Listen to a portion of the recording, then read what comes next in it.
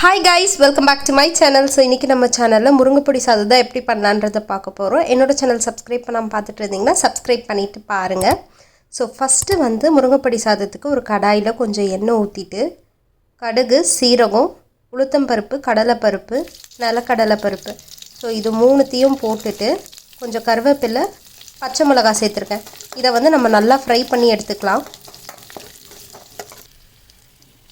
இப்போது வரமிளகா, பூண்டு ஆட் பண்ணிக்கலாம். பூண்டு பார்த்திங்கன்னா சாப்பாட்டில் சேர்த்துக்கிறது ரொம்பவே நல்லது. நான் வந்து 6லேருந்து 7 வரையும் பூண்டு வந்து இதில் ஆட் பண்ணிக்கிறேன். உங்களுக்கு பிடிக்கலன்னா நீங்கள் ஸ்கிப் பண்ணிக்கலாம்.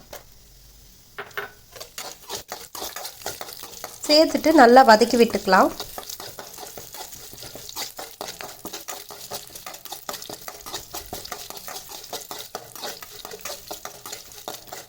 இது நல்லா வதங்கினதுக்கப்புறம் பார்த்திங்கன்னா ஒரு மாதிரி கோல்டன் கலரில் வந்து டேர்ன் ஆகும்.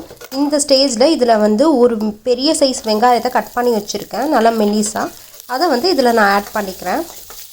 ஆட் பண்ணிவிட்டு இதையும் நல்லா வந்து வதக்கி விட்டுக்கலாம். வெங்காயம் உங்களுக்கு கொஞ்சம் கோல்டன் கலரில் டேர்ன் ஆகணும் லைட்டாக. அது வரையும் நல்லா வதக்கிட்டு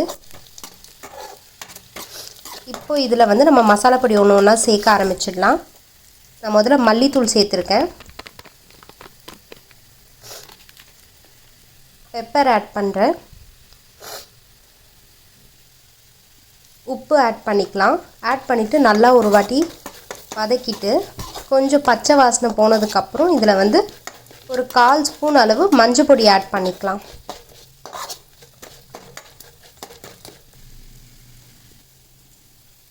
முருங்கைப்பொடி ஆட் பண்ணிக்கிறேன். இந்த முருங்கைப்பொடி பார்த்திங்கன்னா நான் வீட்லேயே அரைச்சி வச்ச முருங்கைப்பொடி தான். இட்லி தோசைக்காக இட்லி பொடி தான் நான் ரெடி பண்ணி வச்சுருந்தேன். ஸோ இதை வந்து நான் வெரைட்டி ரைஸ்க்கும் யூஸ் பண்ணுறேன். நல்லா தான் இருக்கும் டேஸ்ட், உங்களுக்கு எதுவும் டிஃப்ரெண்ட்லாம் இருக்காது. ஸோ இதை கொஞ்சமாக வதக்கி விட்டுட்டு இப்போ நான் வந்து ஒரு 1 ஸ்பூன் அளவு கீ வந்து ஆட் பண்ண போகிறேன். கொஞ்சம் டேஸ்ட் நல்லாவே இருக்கும். அப்படி உங்கள்கிட்ட கீ இல்லைன்னா இந்த ஸ்டேஜில் நீங்கள் ஆயில் கூட ஆட் பண்ணிக்கலாம். ஆட் பண்ணிவிட்டு லைட்டாக கலந்துட்டு ரைஸ் வந்து நல்லா வடிச்சிட்டு கொஞ்சம் ஆற வச்சுட்டு இதில் சேர்த்துக்கோங்க. ரொம்ப சூடாக சேர்த்திங்கன்னா உங்களுக்கு நீங்கள் கலக்கும்போது லைட்டாக குழஞ்ச மாதிரி ஆகிடும். ஸோ அதனால் கொஞ்சம் ஆற வச்சுட்டு சேர்த்துக்கலாம். இந்த பதத்துக்கு வந்ததுக்கப்புறம் நீங்கள் வந்து ஸ்டவ்லேருந்து இறக்கிடலாம். உங்களுக்கு இன்னொரு டிப்ஸும் சொல்கிறேன். ஸோ ரைஸ் எப்பயுமே வடிக்கும்போது ஒரு ஸ்பூன் எண்ணெய் ஆட் பண்ணிங்கன்னா இந்த மாதிரி வெரைட்டி ரைஸ்லாம் நீங்கள் கலரும்போது உங்களுக்கு உதிரி உதிரியாக வரும். சாப்பாடும் வந்து ஒட்டிட்டு வராது. இந்த டிப்ஸை ஃபாலோ பண்ணி பாருங்கள்.